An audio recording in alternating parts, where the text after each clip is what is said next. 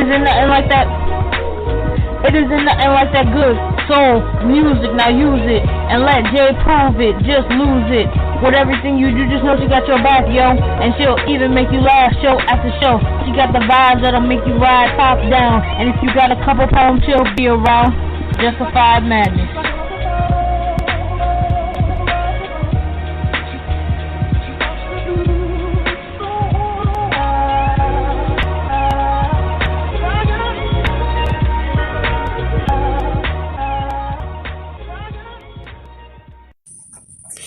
What's up? What's happening? It's your girl, J1 Yvette, and you are tuned into the SoundOff Wednesday edition of Justified Madness on Blog Talk Radio and also on Spreaker. I've got a lot that I want to sound off about tonight, and I'm starting off with Black Lives Matter. Black Lives freaking matter. I am sick and tired of every time I turn around, there's another hashtag. We're not hashtags. We're not to be the subject of your anger, whatever it is you are angry about, that you take it out on us. Black and indigenous bodies have suffered too much for too long.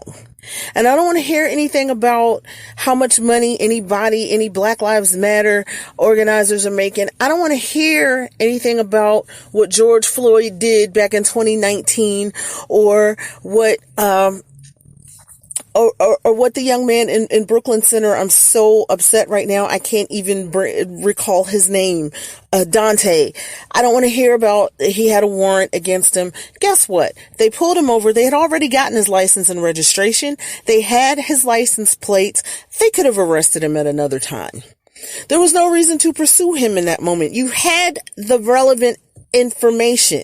You could have gone after him another time. There was no reason for that young man, a 20-year-old who had a baby girl. There's no reason for him to be dead right now. And this whole excuse of, oh, it was accidental. I couldn't tell my gun from my taser. And it's rare that you hear me curse on this forum, but I'm going to put it right out there how I feel it. It's bullshit. It is 100% bullshit. And she resigned. Good.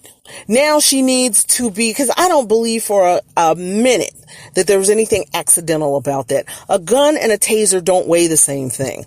A gun and a taser don't feel the same. A police officer does not carry a gun and a taser on the same side. So if you know you're pulling from the side that your taser is on, you know that's the taser.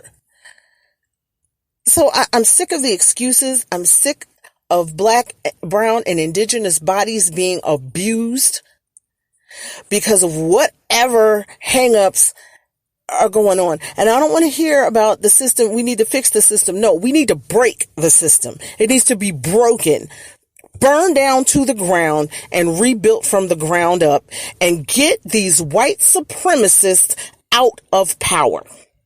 This is not a mistake in training or not being trained correctly. This is a problem with a system that is built on white supremacy. And it needs to stop, and it needs to stop immediately.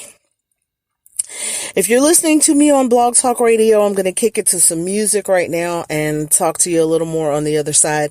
If you're listening to me on Spreaker, I'm going to take a quick moment and I'll be back momentarily to discuss further. You're listening to Justified Madness with your girl, J1 Yvette. Hey, yo, what's up? This is John O. This is Priest Forever. And we are the Gecko Brothers. And you are listening to Justified Madness. You're listening to Justified Madness on Blog Talk Radio and on Spreaker. And I just want to say, rest in paradise, Daunte Wrignt. There have been nights of unrest in Brooklyn Center, Minnesota, after what's being was first classified as an accidental shooting by a police officer. And I'm not going to say the officer's name, just as I don't say the name of the officer who took the life of George Floyd. I don't believe that their name should be lifted up. And feel however you want about that. But Right now, my thoughts and my energy is with the family and the loved ones of Daunte Wrignt. He was only 20 years old. This was a routine traffic stop. And a lot of people are bringing up the fact that, he had an outstanding warrant. And again, I say to that, so what? He didn't deserve to die for that. This was a routine traffic stop. They had the information they needed. They had his license. They had his name. They had his license plate. Therefore, they know where he lived. They could have arrested him at another time. It did not have to be this way. It didn't have to be this way. And I'm thankful that charges are being brought against the female officer who took his life. They're looking at second-degree manslaughter. Personally, I feel that the charge should be stronger. And I'm not saying this emotionally. I'm saying this in the context of when you are a police officer, yes, you do have to make snap, in the moment decisions. And if you panic to a point where you don't know the difference between a taser and a gun, or in the case in California a couple of years ago, where a young man was shot and killed in his grandmother's backyard because he had an iPhone in his hand that police thought was a gun. If you can't distinguish an iPhone from a gun, or if you don't know where your taser is as opposed to your service weapon, you don't need to be a cop. If you feel that someone who is face down on the pavement with their hands cuffed behind their back is so much of a threat that you have to keep a knee on their neck for 9 minutes and 29 seconds, you don't deserve to be a cop. And that's something that I'm not backing down off of. So I'm going to leave it there. If you're listening on Blog Talk Radio, I'm going to go to some more music after this and call it a night. But if you're listening on Spreaker, I've got some more discussion, and I'm going to include some discussion that's coming in off my Twitter feed as well. Now, for my Blog Talk Radio audience, love you guys. I got to send a shout out to my girls, Alex, Amina, and Tracy. They run my official promo team. You can follow them on Twitter, Facebook, Instagram, and TikTok at Team J1Yvette. And also, follow me on Twitter at J1Yvette1. That's JWANYVETTE and the number 1. And I'm also on Instagram and TikTok at Justified Madness 31. Now, again, if you're listening on Blog Talk Radio, I'm going to some music, and I will see you guys this Saturday night at 11 p.m. Eastern Time for my Saturday Madness edition of the show. If you're listening on Spreaker, stay with me. I've got more discussion coming up. You're tuned in to Justified Madness with your girl, J1Yvette.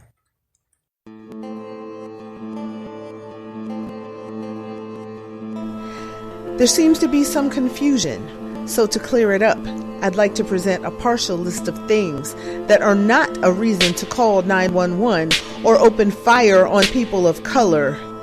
Keep in mind, this is only a partial list. Sitting at a coffee shop waiting for a coworker.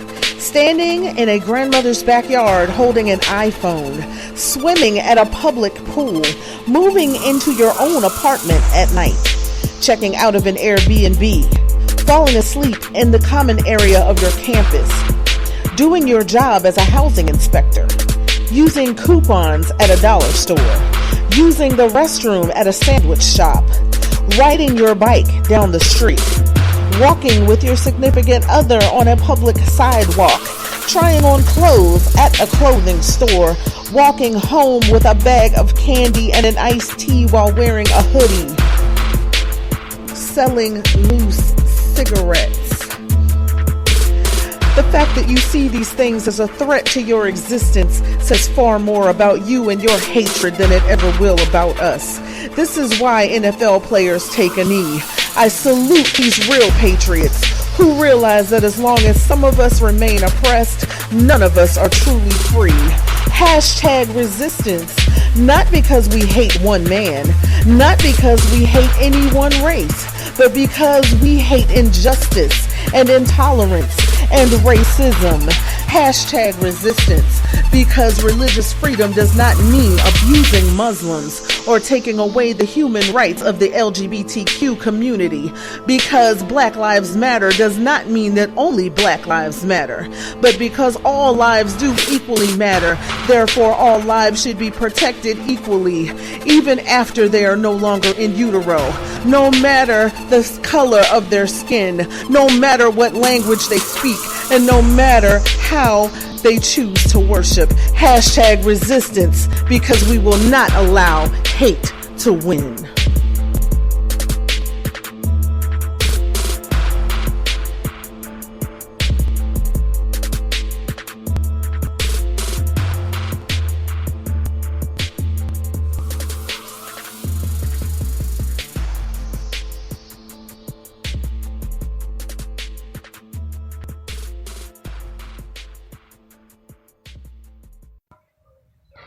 The system is broken. A lot of times you hear people say the system is broken, but the sad reality is the system is working as the powers that be intended for the system to work. So I don't say that the system is broken. I say that we need to break the system. It needs to be broken.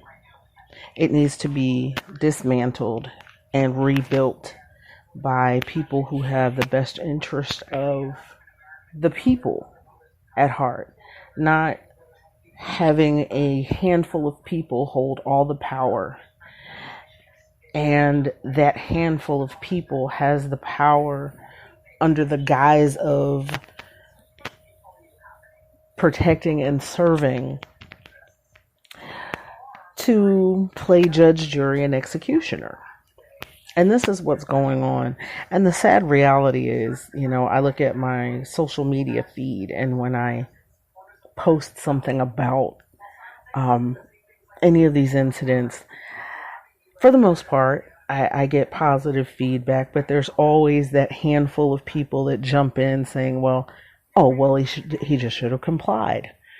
Or, he used to deal drugs in the past. Or he was this and he did that.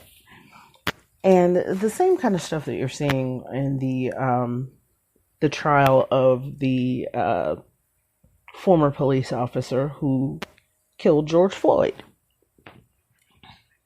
They'll go back to his past. He used to do drugs, or what if he was high on something, or none of that matters, because at the end of the day, if you're responding to a nonviolent incident, let us not forget that the police were called to that convenience store not because George Floyd had committed a violent act, but because he allegedly passed what was suspected to have been a counterfeit $20 bill. So taking that into account, if that were your brother, your uncle, your father, your best friend, who knowingly or unknowingly passed a counterfeit bill, would that person deserve to die in that instance? Would that person deserve to have the life squeezed out of them under the knee of a police officer? Over $20.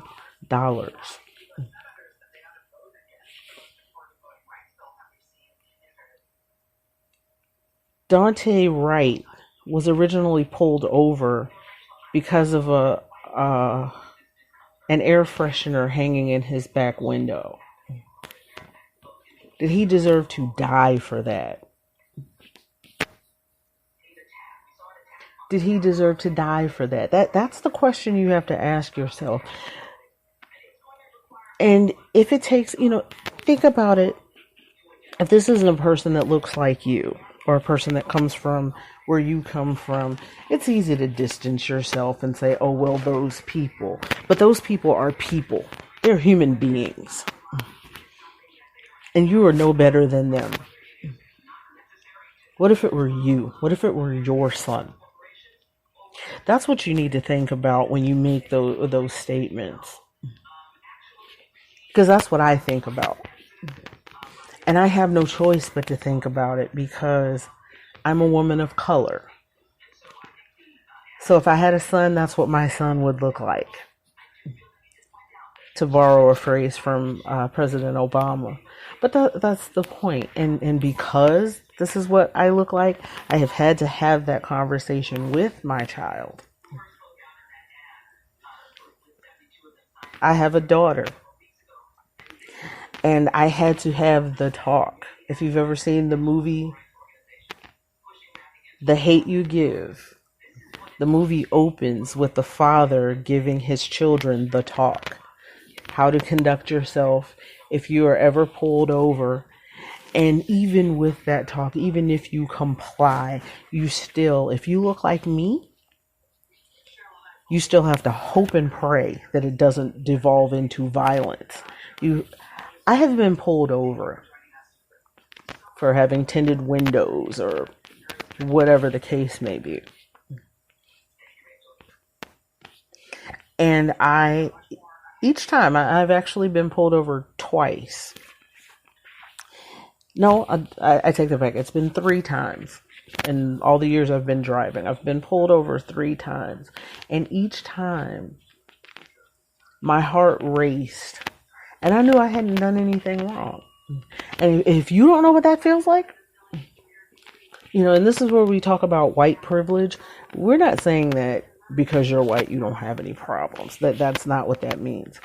But I can promise you, if you're ever pulled over, you never have to wonder if the color of your skin has anything to do with it.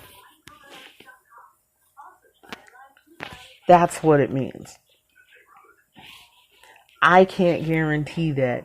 And because because I am a woman of color, it does cross my mind. Am I going to, is this going to devolve into something that it does not need to be? I think about that when my daughter's boyfriend is driving to come pick her up. I pray over them because of the reality that he is a young black man driving a nice looking vehicle. Is that going to be an issue? And I literally pray. I pray over them because this is insane. I listened back to Inner City Blues from Marvin Gaye. That's a song that was released back in 1971. And he talks about there's a lyric in there that says trigger happy policing. And that was 1971, and we are still fighting that fight today. And you wonder when will it end? When will it end?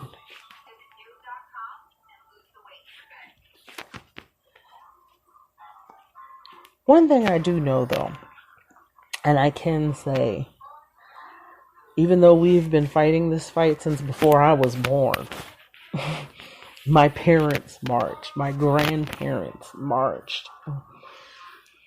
But there was something about last summer. There was something about George Floyd's death that I think sparked something in us that I felt something in the atmosphere changing, and maybe it's just me being optimistic. But I felt something change. I felt that this could possibly be the point where all the marching, all the social media posting, all the hashtags, all the writing letters to your local representatives, where all of that begins to bubble over and something begins to break and change in the atmosphere. In the middle of a pandemic, seeing people, black, white, indigenous, Hispanic, marching together in a pandemic, mind you. Yeah, wearing masks and all that, but not even a pandemic was enough for people to sit this one out. And seeing that little girl, George Floyd's daughter, saying, "My daddy changed the world." And he did. The sad reality, it's a very sad reality that it took his life being taken for that change to start coming. But something changed. And we are at a point where it's like we're not willing to sit down and be quiet anymore. And we're not willing to be quiet until the system is broken and rebuilt.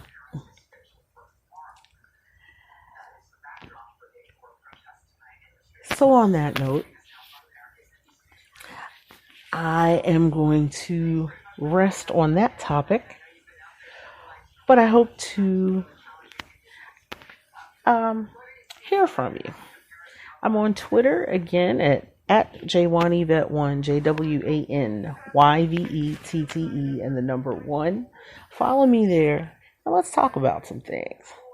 And if you have some ideas for future podcasts, something that you want to hear, that you want to discuss, let me know there. Glad that you spent some time with me. This is Justified Madness Extra. Thanks for rocking with your girl.